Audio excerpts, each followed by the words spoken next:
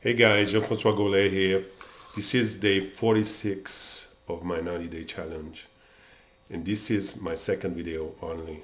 And you know what I've been doing when you are my age, 50 plus, and you haven't taken care of your mind perhaps like you should have, especially in relation to who you are and the kind of person you are, it's like years and years and years of accumulating stuff in your barn and your garage, and now you're decluttering and you find a lot of stuff, and there's a lot of good things, but you think, okay, well, wait, I'm going to put this together, I'm going to put that, wait, I'm going to do this, I'm waiting, and trying to make sense of everything, and this story and that story and that certain experience, and I got to put it out. Paper. I don't care how it's coming out, I'm just going to put it out. It is part of my decluttering, and later on, I can revisit and add to it, or modify it, whatever, or embellish it, or add more value to it, right? So that's what I'm doing now. So I've decided I'm going to put it out there. And this video is also in response to DK's, his day 69 to 71 video. And in there, he's talking about a couple of very important things. One is he's talking about the blind spot. And he's saying, well, you know, if you're on the highway doing 70 miles an hour and there's someone in your blind spot, you don't see it, and you're changing lane, it's going to affect your life. It's never going to be the same again. So I've been talking to DK about my story for a while now, because certain things I want to write about. But I got to come out now about certain things. And this is the perfect moment. It's like almost like a setup. Look, I am the guy who changed lane while somebody was in my blind spot, and I want to show you the results of it. Let me see. Sorry guys. You see, this is me in the hospital. I was extensively burned, but I don't want to expand too much on the accident right now, but certain things happen, right? So like, there is a way to make sure there's nobody in your blind spot. You go the extra mile, right? You check a few times, you know, whatever. You move forward and you look better, or you look back, whatever, all these things, or the other way, whatever. But the thing is, you know, this was a motorcycle accident, and it happened 30 years ago this year. And my best friend, we were traveling together, we were in Australia, and we found a new job. And I just found out that he was dying from cancer, and the guy didn't want to do nothing about it, right? And he was bitter about it, but he didn't want to do anything about it. And I had asked him to come with me to Australia because something else he wanted to do fell through, and but I didn't know nothing about the cancer.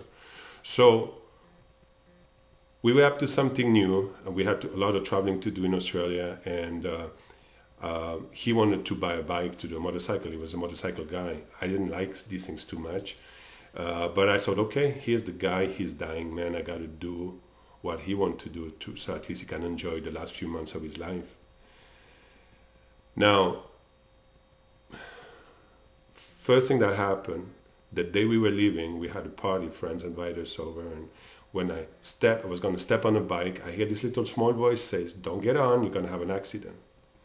And then later on, after the accident, way after, I could still remember it, and I was pondering about it, and I'm thinking, well, yeah, okay, right, see, it was a mistake, but, you know, how can I, you know, where did that voice come from, and blah, blah, what, all these things, where did it come from, how could I listen to something like that, or how do I know that something like that could come through, whatever, right? So, but now I know better. Then, also think about this, right? I wanted to do it a different way, because in my mind, always bikes have been too dangerous, yet I said, okay, let's do what my friend who is dying, let's do what he wants to do so he can enjoy the last few months or maybe a year or two of his life. And, but you see, when somebody is bitter, they're not going to care about themselves, or anybody else for that matter, as much as they would if they were in a normal frame of mind. So when we had our accident, we had run out of gasoline the night before. Somebody went to get gasoline for us, was a guy with a motorcycle, and the next day we decided to travel together. Now that guy we had just stopped for gasoline again, and that guy took the lead, and there was a blind corner. and my friend, and the guy was just going around the blind corner, and he was showing with his hand, "Come on, guys, the road is free." So my friend came out again and decided to overtake that car in the curve. When we came out, there was another car coming the other side. We tried to avoid each other 2 or 3 times, and we ended up hitting each other like about 80 miles an hour we're doing. And but anyways, that's the accident. But you see, now that's it. My life was never going to be the same again, just like DK said. Hello? Yes, so I was talking about the accident, and my life was never going to be the same again. Obviously, when you are burned the way I was burned, you're going to live with scars for the rest of your life. You have an incredible battle to recover, but with great battles come great victories, great lessons, and that is part of the clatter that I am bringing out right now.